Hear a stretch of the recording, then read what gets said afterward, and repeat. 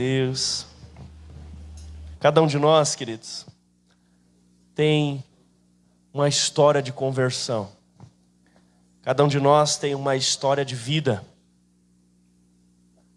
Alguns de nós, quando encontraram com Jesus Cristo, estavam com sua vida toda desestruturada, bagunçada. Outros estavam enfermos. Mas talvez alguns de vocês estavam com a vida aparentemente maravilhosa, mas não viam sentido nela e encontraram com o Senhor Jesus. A verdade é que, para todos nós, o Evangelho é o poder de Deus. Amém? O Evangelho foi o poder de Deus que nos salvou. O Evangelho é o poder de Deus que nos mantém salvos e de pé hoje. Aleluia. Romanos, capítulo 1, versículo 16. Não é o versículo principal de hoje, mas ele nos diz assim: não me envergonhe do Evangelho, porque é o poder de Deus para a salvação de todo aquele que nele crê. Não me envergonho do Evangelho, porque é o poder de Deus para a salvação de todo aquele que nele crê. Amém? Glória a Deus. O Evangelho, queridos, ele é muito mais do que um texto bíblico. O Evangelho é muito mais que ouvir e contar histórias. O Evangelho é uma revelação manifestada num relacionamento. E a pessoa central desse Evangelho, você pode abrir a sua Bíblia comigo em João, capítulo 1. Eu quero apresentar esse Evangelho na perspectiva peculiar do discípulo do amor, João. E esse discípulo apresenta o ponto central, a boa notícia desse Evangelho, chamando essa figura central não de Jesus, nem de Cristo, ele chama de Verbo. E diz assim, João capítulo 1, versículos 1 até o 3. No princípio era o Verbo, e o Verbo estava com Deus, e o Verbo era Deus. Ele estava no princípio com Deus, todas as coisas foram feitas por Ele, e sem Ele, nada do que foi feito se fez. Está falando de quem? De quem? De quem? Jesus Cristo. Queridos, nosso Deus, Ele é Pai, Filho e Espírito Santo, e toda vez que Ele se manifesta verbalmente, ali é uma expressão de Jesus Cristo.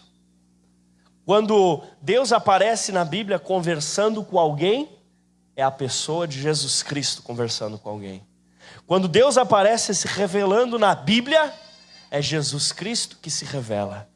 Porque sempre que você tem uma expressão verbalizada da manifestação de Deus, você tem ali a pessoa de Jesus Cristo. Amém? Glória a Deus. E diz, e fica claro, que esse Jesus Cristo, Ele existe desde sempre. Jesus não é uma parte da criação. Jesus é Deus e Ele existe desde sempre. Pastor, mas não nasceu na barriga de Maria sim um dia? Ele desceu do céu onde Ele já morava e pelo poder do Senhor, Ele veio ao ventre de Maria e nasceu como um de nós. Viveu uma vida santa e sem pecado para nos salvar. Morreu na cruz e ressuscitou. E voltou para o lugar onde Ele já estava antes de ter nascido através da barriga de Maria. Você consegue entender isso? Jesus sempre existiu. E diz ali, todas as coisas foram feitas por intermédio dEle, e sem Ele, nada do que foi feito se fez. Quando eu era criança, eu escutava muito que Deus, o Pai, era o Criador, e que Jesus era o Salvador, e que o Espírito Santo era o Consolador. Isso é verdade, mas não apenas isso. Porque Jesus também é o Criador. Diz que todas as coisas foram feitas por meio dEle, e sem Ele, nada do que foi feito se fez. Está escrito aí na sua Bíblia. Porque Se Jesus é o verbo, se Jesus é a pessoa da Trindade que se expressa verbalmente, quem estava se manifestando quando houve o haja luz? Toda a obra da criação, Deus foi falando. Foi falando. Quem é que estava trabalhando? Jesus. Que todas as coisas foram feitas por intermédio dele, sem ele, nada do que foi feito se fez. Nada foi criado, a Bíblia é muito clara em João capítulo 1. Nada teria sido criado sem Jesus Cristo. Você pode dar glória a Deus por isso? Glória a Deus. Esse é o evangelho que anunciamos. O evangelho anunciado na unção do Espírito Santo não é um livro, é o poder de Deus para a salvação de todo aquele que nele crê. O evangelho, a Bíblia não apenas lida, a gente o cristão verdadeiro, na verdade, não é que ele lê Bíblia, ele vive Bíblia.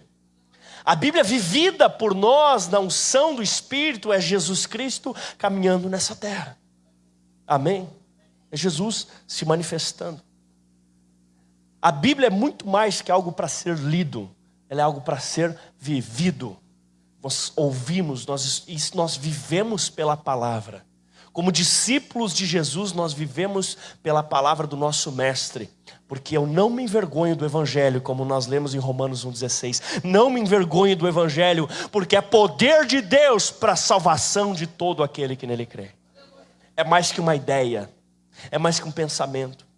Não tem nada mais razoável, né? Nada mais capaz de ser analisado pelo raciocínio e compreendido do que o Evangelho. É verdade, faz muito sentido. Em certo sentido, sou sim alguém que estuda as minúcias da palavra e é impressionante como ela é magnífica, na maneira como uma parte liga na outra, na maneira como os textos na língua original foram escritas, como ela se formou, é magnífico. Mas isso é uma parte. A outra parte é que o Evangelho é o poder de Deus. Ele tem uma parte explicável. Ele tem uma parte que cabe no raciocínio. Ele tem uma parte que nós conseguimos entender, escrever, estudar como uma ciência. E eu amo estudar, você sabe disso. Mas meu irmão, ele tem uma parte que é simplesmente o poder de Deus para a salvação de todo aquele que nele crê. O Evangelho tem algo que vai além do que as nossas leis de física entendem, que transcende tudo que há na nossa dimensão, que pode parecer inexplicável, mas às vezes um versículo, que você recebe revelação do Espírito, naquele versículo transforma a sua vida. Ontem na GR Sênior, Dona Araci e Seu Inário compartilhavam, que em um momento da vida dele, um versículo tocou seu coração de uma forma que ele nunca mais foi o mesmo, não foi, Dona Araci que estava contando, Seu Inário? Nunca mais foi o mesmo. Eu, quando estava me desviando, aquele versículo, nós somos mais que vencedores, parece bobagem, mas aquele versículo mudou minha vida, eu nunca mais fui o mesmo. Porque se por um lado é racional, se por um lado faz sentido, por outro é simplesmente poder de Deus para a salvação de todo aquele que nele crê. Até Lutero, bastou um versículo revelado para o Espírito Santo para se tornar poder de Deus para a salvação dele. Qual? O justo viverá pela fé. Uau! Quando você recebe a palavra de Deus encharcada no óleo do Espírito, é poder de Deus, é evangelho que salva vidas. E eu não me envergonho, eu sou cristão, eu sou de Bíblia, eu sou de Cristo, eu sou de igreja. Sim, porque eu não me envergonho do poder de Deus para a salvação de todo aquele que nele crê. Aleluia! Para alguns, a Bíblia pode ser simplesmente um livro velho, mas para nós é a manifestação do Jesus glorificado. Nós podemos declarar isso. O Evangelho é o poder de Deus. Você pode declarar junto comigo? Vamos lá? O Evangelho é o poder de Deus. O Evangelho é o poder de Deus. Vamos lá! O Evangelho é o poder de Deus. O Evangelho é o poder de Deus. Aleluia! Não podemos deixar a palavra se tornar algo estático nas nossas vidas. A palavra não é simplesmente algo para você ler. A palavra é algo para você viver. Você tem que encarnar aqueles princípios, se apropriar deles, colocá-los em ação, fazer seus olhos brilharem, crer que existe algo sobrenatural ali naquele lugar. Amém? Esse é o poder de Deus. E essa é a segunda coisa já. O Evangelho não é simplesmente feito de coisas abstratas, coisas sem nexo, sem fundamento. Não. O Evangelho que nós anunciamos são histórias reais. Outro dia, conversando com meu filho, estava contando para ele a história de Ananias e Safira. E aí ele disse: pai, Ananias existiu mesmo de verdade? E eu disse: sim, filho, isso é real. A Bíblia não são historinhas. E o que eles viveram ali, e a Bíblia nos narra, é o que o Senhor espera que a gente viva aqui agora. Não são historinhas. Não são coisas abstratas. O que nós vemos, e eu estou lendo Atos, o que nós lemos é o que nós vivemos, meu irmão. O que nós vemos no livro de Atos é o que nós vivemos agora, amém? E se você não está vivendo, tem alguma coisa errada. Nós precisamos viver. Não é um livro de historinha, é o livro da vida. Não são coisas, não são histórias lúdicas para crianças, são as verdades mais poderosas do universo. A Igreja de Jesus é o organismo mais poderoso, é a organização e o organismo que nunca parou de crescer desde o seu nascimento até hoje. Não existe nada comparável com isso. E leio para você 1 João capítulo 1, versículo 1, continuando a olhar para Jesus pela perspectiva de João. 1 João 1 diz: o que era desde o princípio, o que ouvimos, o que vimos com os nossos próprios olhos, o que contemplamos e as nossas mãos apalparam, com respeito ao verbo da vida. É isso que nós anunciamos, querido. Tenho dito isso. Quando nós subimos aqui para pregar, ou quando ministramos o louvor, ou como fazemos algum retiro, algum teatro, alguma coisa, meu irmão, nós não estamos falando de historinhas que ouvimos alguém falar, nós estamos falando de coisas que temos vivido e experimentado. Amém? São coisas reais. Eu quero que você entenda isso. O Evangelho não é historinha para boi dormir. O Evangelho é real. E as coisas que ali estão escritas continuam acontecendo até hoje. Nós lhes falamos das coisas que temos vivido. Vai lá numa cela para tu ver. As pessoas contam o quê? O que elas estão vivendo. Do que Jesus está fazendo. Porque Jesus está vivo. E o Evangelho continua sendo um poder de Deus para a salvação de todo aquele que nele crê. Quase todas as semanas, querido, Deus está fazendo a obra no nosso meio. É comum casais com problemas, com dificuldades, encontrar restauração através do Evangelho. É ou não é? Quem alguma vez na vida já teve problema no seu relacionamento conjugal e o poder do Evangelho restaurou a sua vida? Restaurou teu casamento. Ou foi poucos ou tem poucos sinceros. Vou repetir. Quantos aqui o poder do Evangelho de Jesus Cristo já ajudou a restaurar seu casamento? Melhorou. Essa eu não vou pedir para levantar a mão, a menos que você esteja com vontade, né?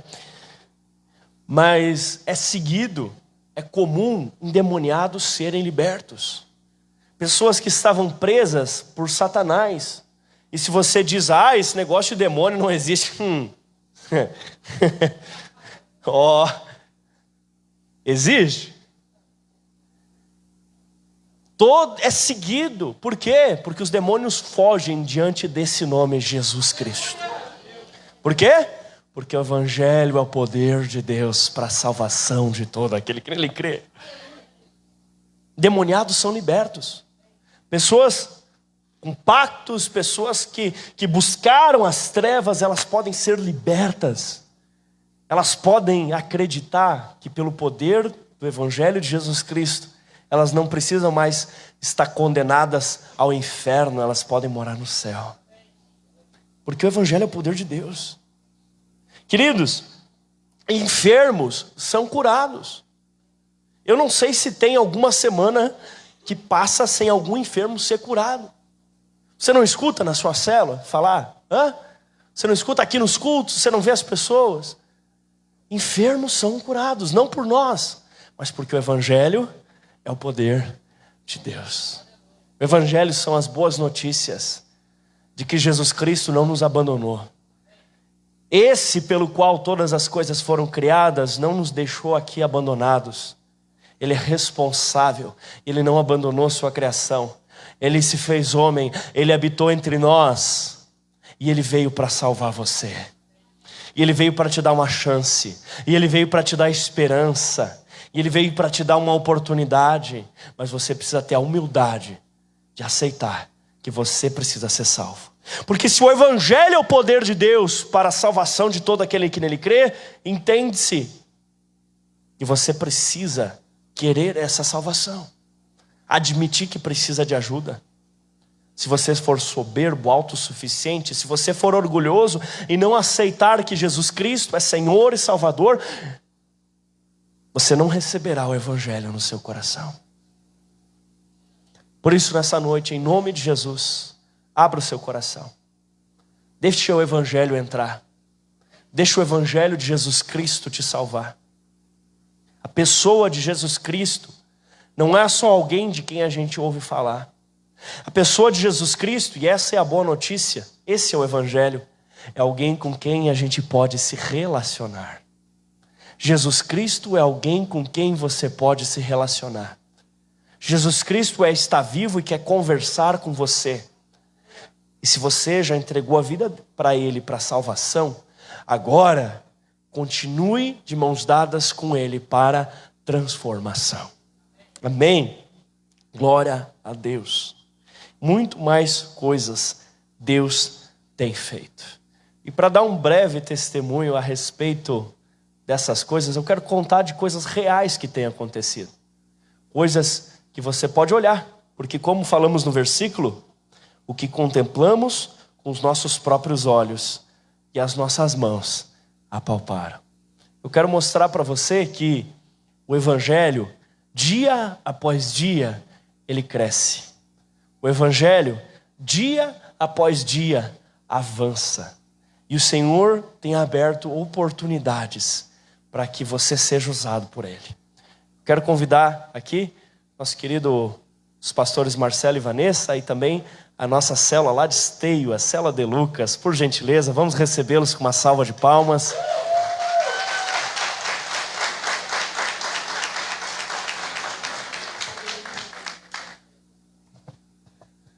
Olha só que bênção, queridos. Olha só. Esses irmãos vieram lá de Esteio para participar do culto hoje aqui. Por que eles vieram de Esteio para estar aqui hoje? Porque o Evangelho é o poder de Deus para a salvação de todo aquele que nele crê. O Evangelho é o poder de Deus. Glória a Deus. Olha só que bênção.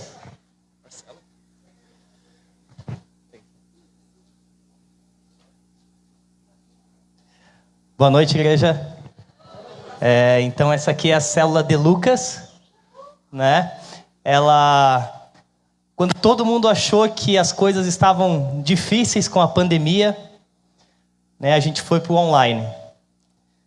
E o Luciano e a Vivi, que são os líderes de célula, começaram a fazer então a sua célula online e assim atingindo a sua família. E hoje a gente tem uma célula poderosa em Esteio, para a glória do Senhor, é graça do Senhor, é Deus mostrando a cada dia o seu poder, e glória a Deus por essa célula. Já quero deixar o convite, semana que vem, dia 26, nós vamos estar em Esteio fazendo um culto lá. Então quem quiser ir está convidado, né? E vamos adorar o Senhor Jesus lá naquela cidade, Deus abrindo portas para nós, amém? Glória a Deus, meu irmão. Está vendo? O Senhor está fazendo. O Senhor está abrindo portas. Vamos orar por esses irmãos. Vamos abençoar a vida deles. Vem, estenda a sua mão na direção deles. Pai, no nome de Jesus, nós queremos abençoar essa célula, Senhor Deus. Abençoar, Senhor Deus, a vida do Luciano, da Vivi, Pai. Cada um desses, Pai, no nome de Jesus. Receber esses irmãos aqui, Senhor Deus, na comunhão da Fonte Church, Senhor. Com parte do nosso corpo, Senhor Deus amado. Lá em Esteio que se reúne, Senhor, nós os abençoamos, Pai, e nós invocamos, Espírito Santo de Deus, a Tua presença sobre eles, nós invocamos, Senhor Deus, a Tua manifestação, o Teu poder, a Tua graça, e Te agradecemos, Senhor Deus, porque hoje nós temos essa célula funcionando lá, Pai, e isso é só o começo, porque grandes coisas estão por vir, assim nós os recebemos e os abençoamos em nome de Jesus, como sinal da Sua comunhão com esses irmãos. Aplauda ao Senhor Jesus. Glória a Deus. Corre alguém aqui, corre um irmão para buscar cada um que está aqui. Vem dar um abraço. Corre alguém, vem cá, corre aqui, dá um abraço. Corre aqui, dá um abraço. Receba eles, dá um abraço. Glória a Deus.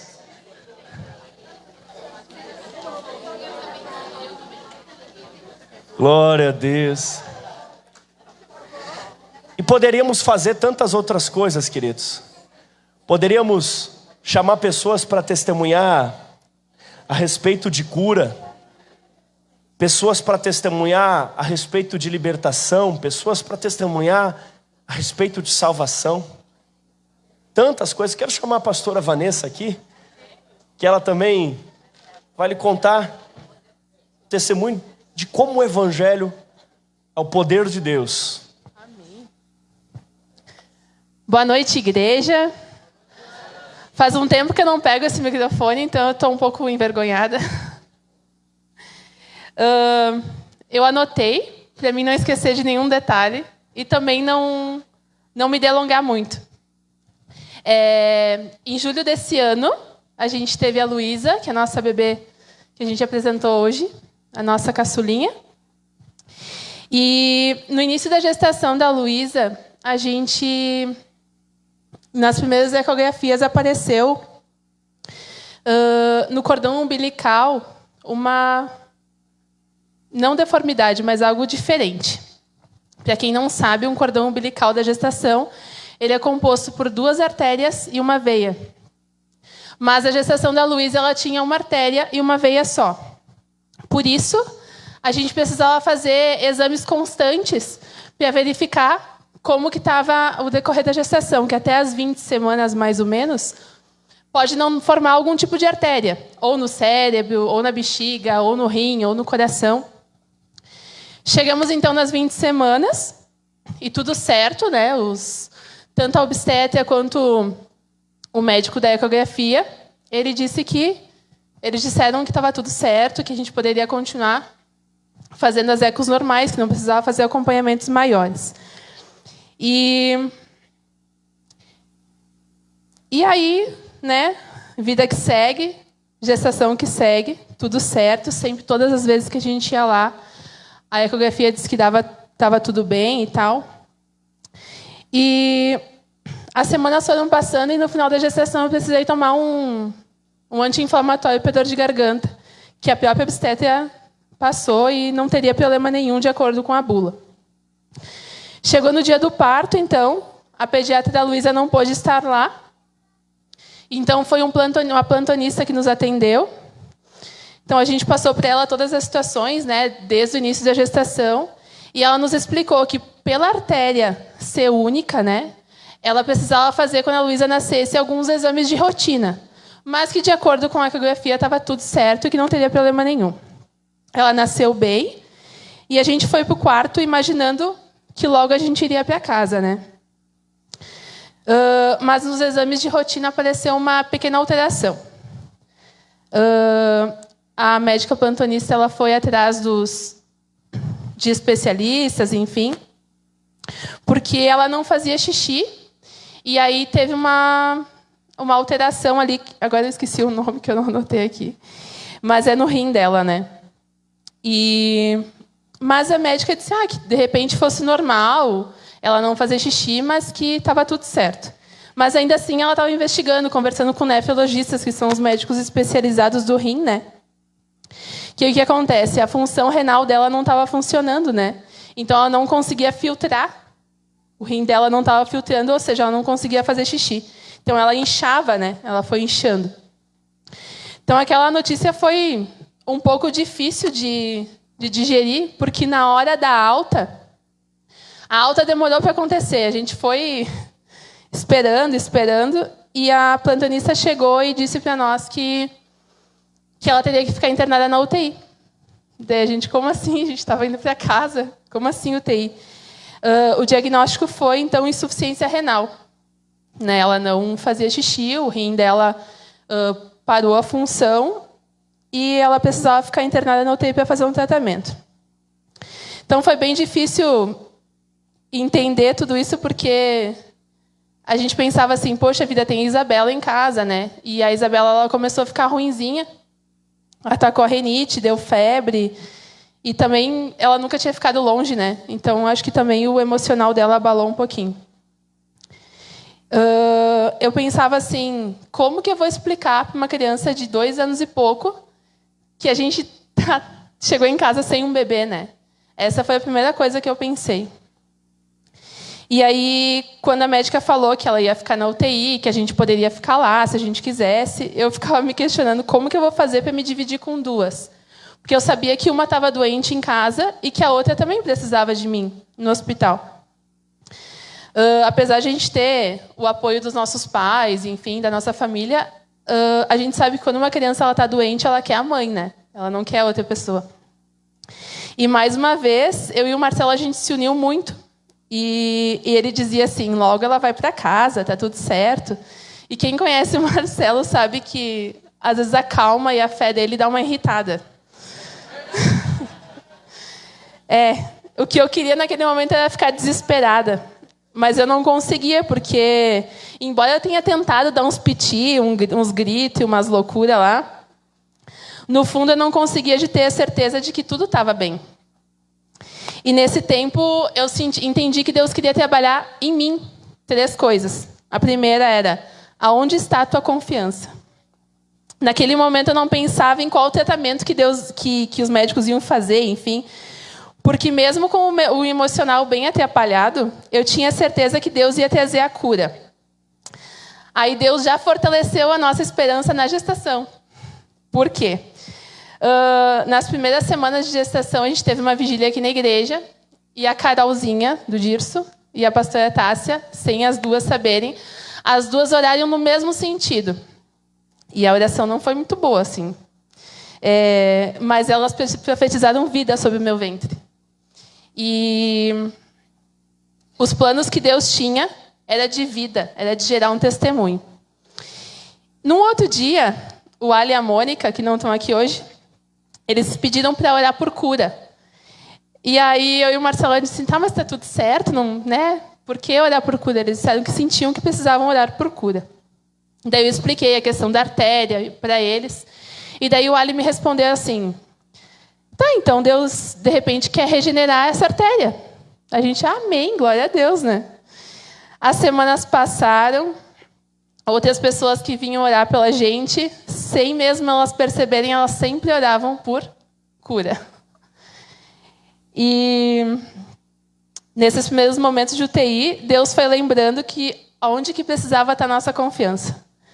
O último dia que a gente viu a pediatra, aquela plantonista que fez o parto, que encaminhou a Luísa para a UTI, aí ela nos relatou o primeiro testemunho que a gente quer contar aqui. Que quando ela cortou o cordão umbilical, ele tinha 2 artérias e uma veia. Ele não tinha uma artéria e uma veia. Até ela falou assim, eu não sei, eu não entendi o que aconteceu. E aí ela pegou as ecografias e nos mostrou, ela disse assim, são 3 laboratórios diferentes que dizem que é uma artéria e uma veia. Mas a última ecografia, ela diz assim, cordão umbilical normal. Né? Nenhum médico conseguiu explicar. A gente perguntou para a pediatra plantonista, para a pediatra atual, para a nefrologista, para a minha obstetra, e nenhum conseguiu explicar. Então, o que a gente consegue explicar? Que o Senhor regenerou uma artéria, né? E se não fosse essa artéria única, ela não teria feito os exames. E a gente não teria descoberto a insuficiência renal que ela teve. E um recém-nascido é muito sério, né? Essa questão de rim e qualquer coisinha neles, eles são muito sensíveis. E aí, quando ela foi para a UTI, a gente teve os médicos especialistas lá que nos deram um diagnóstico e disseram que o tratamento poderia acontecer em semanas e que a situação dela não era tão simples, né? Mas que não poderiam afirmar, porque dependeria muito de como que ela ia reagir com tudo aquilo. E o Marcelo na volta. Mas logo ela vai para casa, né? Amanhã ela já vai para casa, né? Ele cheio de fé e eu tentando ficar apavorada. Nesses dias, Deus foi acalmando o coração e trabalhando em diferentes áreas. Foi descoberto que a causa da insuficiência renal foi aquele medicamento anti-inflamatório que eu tomei na gestação para dor de garganta, que a obstetra tinha receitado, que embora a bula dissesse que estava tudo bem, para ela não foi tudo bem. Aí, então, eu tive que parar toda a medicação pós-cesárea, por conta de que o rim poderia afetar ainda, poderia machucar ela. Então, até nisso, Deus guiou a recuperação, né? Eu fiquei sem medicamento nenhum. E Deus foi ajudando a gente. Aí Deus fez como Ele prometeu para o povo ali, para Josué, em direção à terra prometida. Que diz assim lá em Josué 1:3. Como prometi a Moisés, todo lugar onde vocês puserem os pés, eu darei a vocês. Que é a segunda coisa que Deus trabalhou comigo. O lugar onde nós estamos, a situação muda. Os nossos pés estavam naquela UTI e não passou um momento que nós não declaramos e profetizamos cura sobre a Luísa e sobre as 2 outras meninas que estavam lá. E assim como nós, aquelas bebês também foram, de certa forma, curadas. As 2 receberam alta. E Deus nos colocou naquela situação para orar por aquelas famílias e também para experimentarmos um milagre dele. Todos nós experimentamos esse milagre porque Jesus, assim como o pastor falou aqui, e assim como operou milagres nas escrituras bíblicas, ele ressuscitou e ele pode operar milagres hoje. Nós não precisamos terceirizar nada para ninguém, mas através do Espírito Santo ele vive dentro de nós. E uma terceira coisa que Deus quis trabalhar comigo, e eu não estou pregando, estou quase terminando, é a bondade e a proteção de Deus. No último dia de UTI, eu ainda não conseguia dormir direito de noite por conta do nervoso, enfim, né, e outras coisas mais. Mas naquela última noite foi bem complicada. Eu fechava os meus olhos e parecia que qualquer ruído atrapalhava. Quando eu quis ficar braba, eu disse, Deus, por favor, me ajuda a dormir. Quando eu fechei os olhos, eu tive uma visão de nós 4, eu, Marcela, a Isabela e a Luísa, dentro de uma bolha transparente. E várias coisas parece que tentavam furar aquela bolha. E como se Deus dissesse assim, eu estou contigo. E também a gente pode lembrar daquele versículo que diz assim, a minha bondade e a fidelidade te acompanham. Na última consulta que a gente teve de rotina, enfim, com a nefrologista, ela nos explicou que se o rim dela tivesse parado um pouquinho mais, ou se ela tivesse ido para casa, ela poderia não ter resistido, porque o rim dos recém-nascidos é muito sensível. E ainda bem que os exames de rotina foram feitos e foi diagnosticado bem cedo o problema. Então foram 4 dias de UTI, e não semanas. Pareceu semanas, mas não foi. E a gente aprendeu e amadureceu muito nesses dias. Eu poderia não saber o que estava acontecendo, mas Deus, desde as primeiras semanas de gestação, já sabia o que ia acontecer. E Ele sabia, levantou pessoas para orar por ela, orar pela gente. Levantou irmãos, né? Pessoas aqui. E muitas coisas depois da alta da Luísa e da nossa alegria com o testemunho, elas tentaram nos tirar a fé e o crer em milagres. Mas Deus tinha um propósito com a gente. Depois dessa situação, esses últimos meses, esses 4 meses, a gente enfrentou coisas que tentaram nos fazer esquecer desse grande milagre que Deus fez e normalizar as coisas. Mas o que a gente viveu não foi normal, foi sobrenatural. A nossa família é testemunha de um milagre. A gente precisava passar por isso para gerar esperança no coração de quem estava na nossa volta. E eu tô aqui hoje para lembrar do que nos traz esperança. Eu tô aqui para lembrar que Deus é Deus de milagres e que todos os dias Ele está comigo e está com cada um de vocês. Eu tô aqui para reviver milagres que de repente Deus fez na volta de cada um de vocês. E talvez muitos de nós normalizou isso e fica se queixando daquilo que Deus ainda não fez. E para finalizar, pastor, Salmo 23 diz assim, ó, que é o preferido do Marcelo, a Rede Amarela toda já sabe. O Senhor é meu pastor e de nada terei falta. Em verdes pastagens me faz repousar e me conduzir às águas tranquilas. Restaura-me o vigor, guia-me nas veredas da justiça, por amor do seu nome. Mesmo quando eu andar por um vale de trevas e morte, eu não temerei perigo algum, pois tu estás comigo. A tua vara e teu cajado me protegem. Preparas um banquete para mim à vista dos meus inimigos. Tu me honras, ungindo a minha cabeça com óleo e fazendo transbordar o meu cálice. Sei que a bondade e a fidelidade me acompanharão todos os dias da minha vida, e eu voltarei à casa do Senhor enquanto eu viver. Amém? É isso.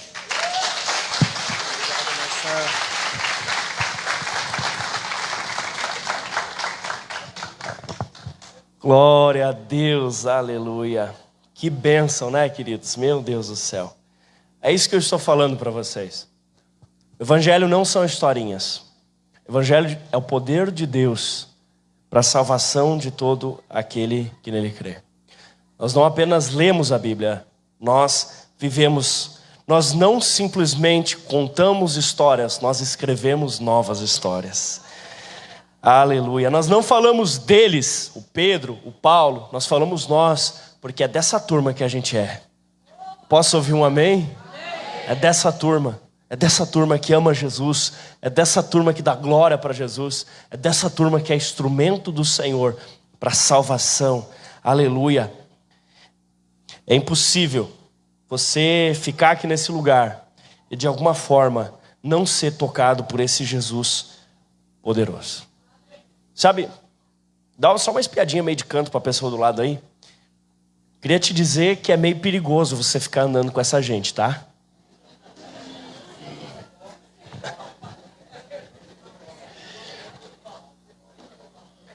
Sabe por quê? Porque vivendo com essa pessoa aí, vivendo com esses irmãozinhos aí da Fonte Church, você vai encontrar uma rocha no seu caminho. E essa rocha pode ser duas coisas para você. Você vai ter que escolher se essa rocha vai ser uma coisa ou se essa rocha será a outra coisa. Se essa rocha será para você a tua salvação ou escândalo na sua vida. 1 Pedro 2,6 e 2,8 diz assim: por isso está na Escritura: eis que ponho em Sião uma pedra angular, eleita e preciosa, e quem nela crer não será envergonhado. Tem alguém dessa turma? Mas tem uma outra turma, é a mesma pedra, mas tem uma outra turma que diz assim: pedra de tropeço, rocha de ofensa, são os que tropeçam na palavra, são desobedientes. Tem alguém? Não, aqui não, né? Em nome de Jesus, em nome de Jesus, disso não. Mas Jesus é assim: ou ele é a rocha sobre a qual a tua vida está estabelecida, ou ele é a pedra que vai te esmagar. Ou ele vai gerar em você fé ou escândalo. Ou você o aceita ou o persegue. De que lado você está? Meu amigo, meu Deus. Quem vai ser Jesus para você? Pedra de tropeço ou rocha da salvação? E já indo para a parte de encerramento. A tua convicção, ela precisa ser maior que o teu coração. Algumas pessoas confundem os sentimentos com o evangelho. Os sentimentos são muito importantes. Tomara que você se emocione, que você se arrepie, que você chore, que você pule. Não tem os irmãozinhos aquele, ó. Amém? Mas mesmo quando isso não acontece, Ele continua sendo Deus e a sua palavra vai se cumprir. O Evangelho é sim emocionante, mas ele está sim muito acima, porque não vivemos pelas emoções, mas pela fé, conforme Hebreus 10:38. Nós somos corpo, alma e espírito. O nosso corpo um dia será glorificado e teremos um corpo onde não mais adoeceremos, né? Lá no céu, glória a Deus. O nosso espírito estava morto, o espírito humano, mas quando nos conectamos com o Espírito Santo, ele ficou vivo, está resolvido, é santo. Mas a nossa alma, onde estão as nossas emoções, vontades e sentimentos, a nossa alma está num processo de transformação.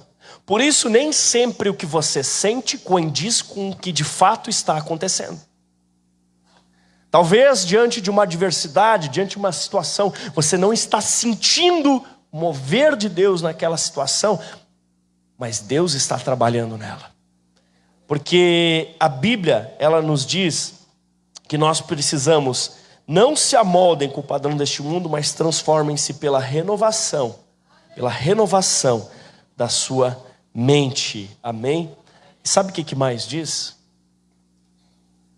Nas eleições agora, querido, pensa comigo.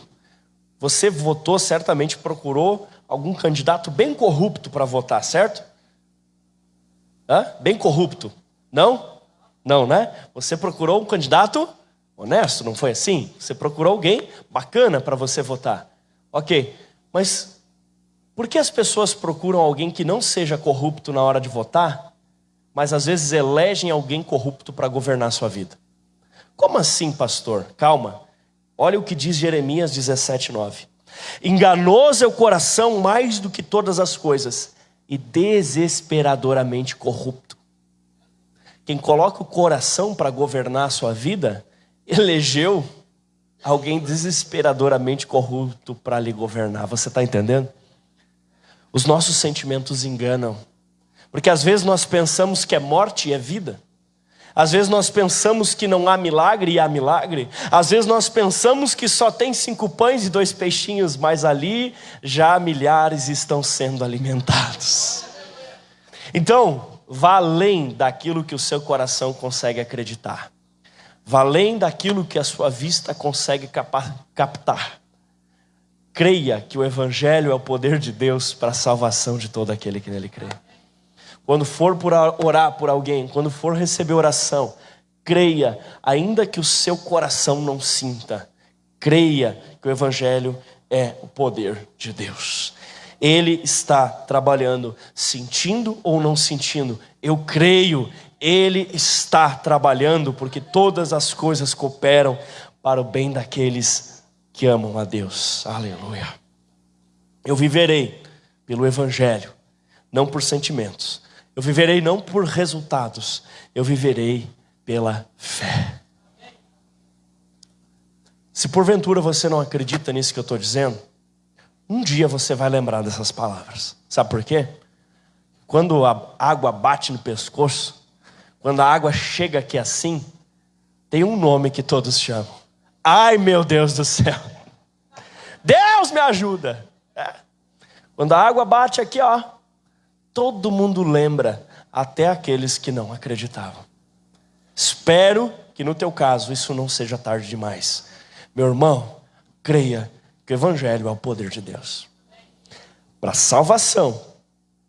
E salvação é uma palavra muito complexa. Salvação sim fala de você ter garantido que partindo daqui morará eternamente com Ele, mas salvação também lhe gera uma transformação já nos dias de vida nessa terra. Que área da sua vida está precisando de socorro? Que área da sua vida está precisando de salvação?